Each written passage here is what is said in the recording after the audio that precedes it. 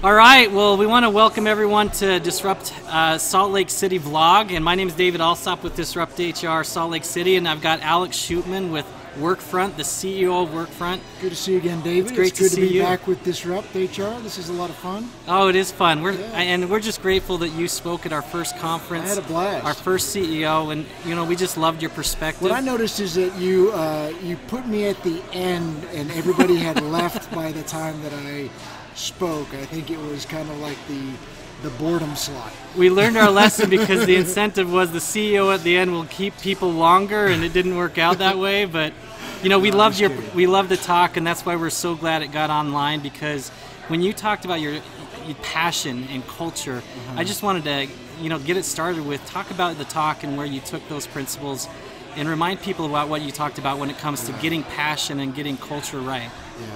Well, what I talked about were just some things that have stuck to me over the last 25 years in work, and people that I've worked for, times that I have felt really motivated. And so it's really probably 20 to 25 years of just reflection. I've got a deep belief that when people are most passionate or they're doing their best work, there's three elements at play. The first is they have a really clear understanding of what their role is.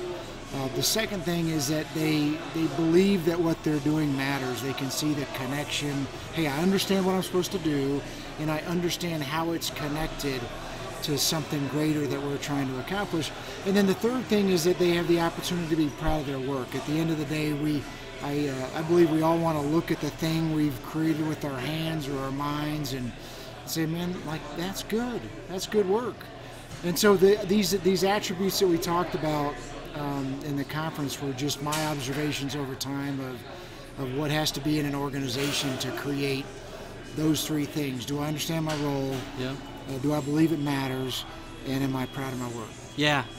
Yeah, and I every time, in my time in organizations, when I see people have passion, it's a transforming dynamic because, pay only does so much.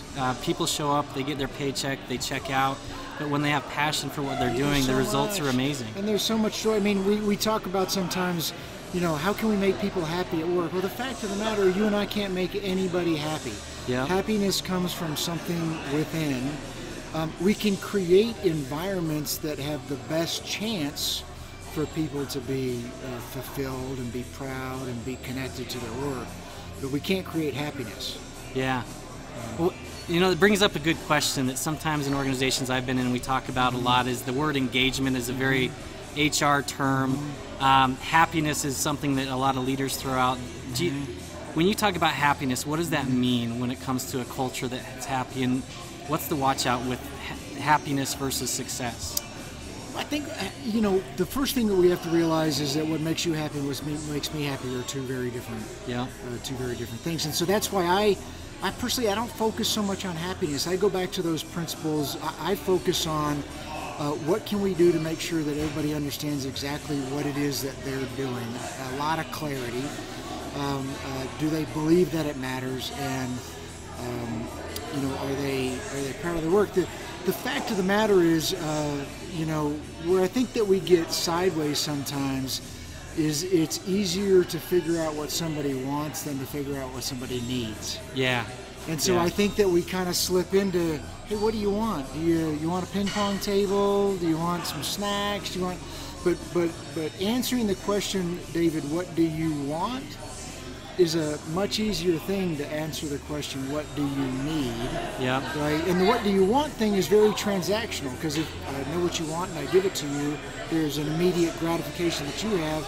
There's immediate gratification that I get by giving you what you want. Yeah. And so there's a little bit of codependency that starts to happen when we kind of go, hey, how can I give you what you want? If we take a step back and ask ourselves the deeper question, which is, like, what do you really need? I'll give you an example. One of the things that I talk about with our managers is, look, your folks don't need to like you. Now, that does not excuse you being a jerk. Yeah. So I'm not saying that you should be a jerk to them. What your folks need is to be successful. Yeah. And for your folks to be successful, that sometimes means that you're going to have interactions with them that aren't in the moment the most comfortable interactions, but if you have is your posture, if you're centered on the fact that, David, I really in my heart want you to be successful, and I'm engaging you in this situation, conversation, whatever it is, from that place, then you're being a better servant to them by helping them be successful. But I think it goes back to that, it's a lot easier to give somebody what they want than to give them what they need. Yeah. Well, and I remember in your talk, one of the things you talked about is, it was all about passion. It was all about engagement and bringing happiness to the hearts, going after the hearts. But you also talked about sometimes you got to get people out. And one thing when you were talking about I've seen this happen over and over again, is when you talk about being direct, giving people what they need. Sometimes you run into people that they don't react very well to that, and they don't trust it, or they have struggles with it. How do you deal with those situations where you're trying to drive a culture that is both happy, but you can be direct, and then you have situations where being direct causes that unhappiness with people? What do you do in those people? It's fascinating you asked me this. I just went through this with an employee this morning. Yeah. And part of the reason I went through with this employee is I needed their feedback on the way I give feedback. Yeah. For us, what's fascinating, first of all, directness, a lot of our ability to consume directness depends upon the culture that we come from. Within our company, we've got people all over the world, but we've got 3 large groups of folks. We've got a large group of people here in the Salt Lake City area. We've got a large group of people in Poland, and we've got a large group of people in Armenia. Yeah. And even within our company, with those 3 different groups of people, there's a different tolerance for direct conversations between people in Salt Lake City or people in Poland and people in Armenia. Yeah. So first of all, it starts with how you were raised. It starts with the culture that you're from. It starts with, with your own values. This employee specifically is an amazing employee who's a leader in our people and culture organization, and we are trying to increase. I would say we've got an aspirational value around straight talk within our organization. So he had done something that I needed to give him feedback on. So I wanted to both give him feedback, but I also wanted him to share with me how did my feedback land on him. Yeah. I have a formula that I use, which is observation, effect, and recommendation. So I always want to start with a fact. Right. Yeah. Okay. What did I see you do? Because I don't actually know what you were thinking, right? So I want to start with, I'm a news reporter, right? I can only say what did I observe. So I kind of went through. Here's my observation of what occurred. Here's what the effect was on the organization, and here's what my recommendation is in the future. And then we kind of turned it around to, okay, let's just start with, how did the feedback land on you? He said, I got to tell you, I started feeling defensive, right? So I had an immediate feeling of being defensive, and I kind of worked through that in the middle of it. Yeah. And so I said, so what did you need to know from me to minimize your defensiveness? And he said, well, what I really needed to know is, where were you coming from? Yeah. Right? Were you coming from a place of telling me that I wasn't good enough? Were you coming from a place where you didn't like me? Or were you coming from a place where you had a legitimate interest in me being better? And the more that I started to understand that where you were coming from, your intent was honorable, and that you had my best interest in mind, and that you cared about me, then my level of defensiveness started coming down. Yeah. So David, I think what it starts with is there's an obligation on leadership to be honorable with our intent. Yeah. And in the moments where we're human, so we're going to mess stuff up. Yeah. But in the moments where we've kind of rebuked somebody and it hasn't been honorable, it's been a bit of a knee-jerk reaction, then I think we've got to own that and kind of get back into the conversation and say, yeah, man, I wasn't in the right place. Yeah. When I gave you the feedback, but it's hard. It's not easy to do. It starts with the person giving the feedback being in the right place with their heart. Do I care more about who you are and who you're becoming, or do I care more about what you're doing? If I just barely care more about who you are and who you're becoming, then I think I've got a better chance of giving you some feedback. That's great. That's great, because when you talked about the dynamic of just giving the feedback and then asking someone, did you understand where I'm coming from? Is there anything you have? I think when I've seen it happen well, it's when they understand that they have the opportunity to really share what they're feeling, share how they react, and then have a conversation about it. So I think that's a great example. If you think about it, if you are secure in your identity, I can almost have any conversation I need to have with you. So within leadership, how much time are we spending helping people feel secure in their identity versus what actions do we take that make them feel insecure about their identity? The more they feel secure about their identity, the more chance we have to provide direct feedback, I think. Yeah, that's great. You know, something that I've been thinking a lot about as far as Disrupt HR, sometimes what we talk about is HR people really playing a strategic role in an organization.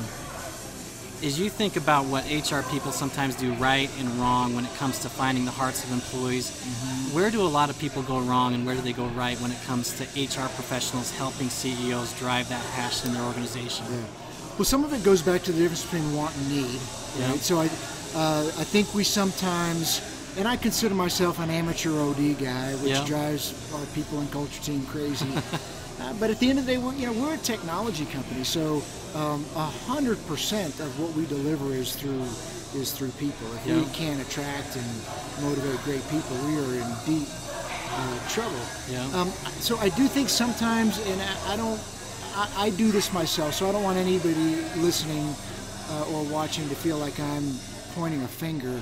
I do think we get a little bit lazy because we try to go to the easy things first, right, which are the want things. But the way I picture it is, if you're an HR strategic HR professional and you're coming alongside a line executive who's trying to create a lot of passion in his or her organization, and so you go back to these principles about, do people know what their role is?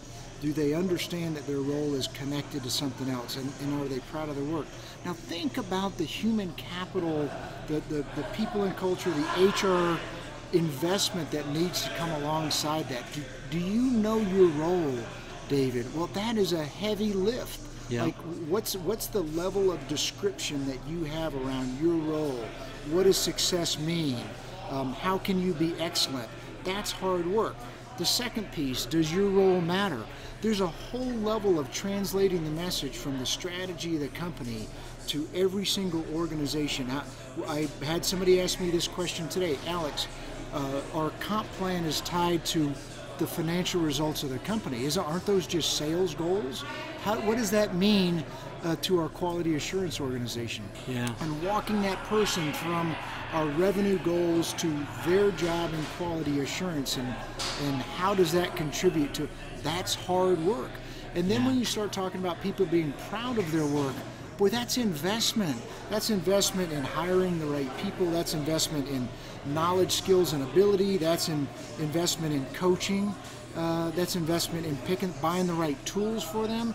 So I do believe that HR executives have the opportunity to reflect on these three questions and then start asking themselves, what am I doing to come alongside a senior line executive to help him or her make the investments that are necessary to make sure that, David, you understand your role, that you believe that it's connected to the mission of the company, and that you're prepared for your moments of truth, right? You're going to get a moment of truth as an employee.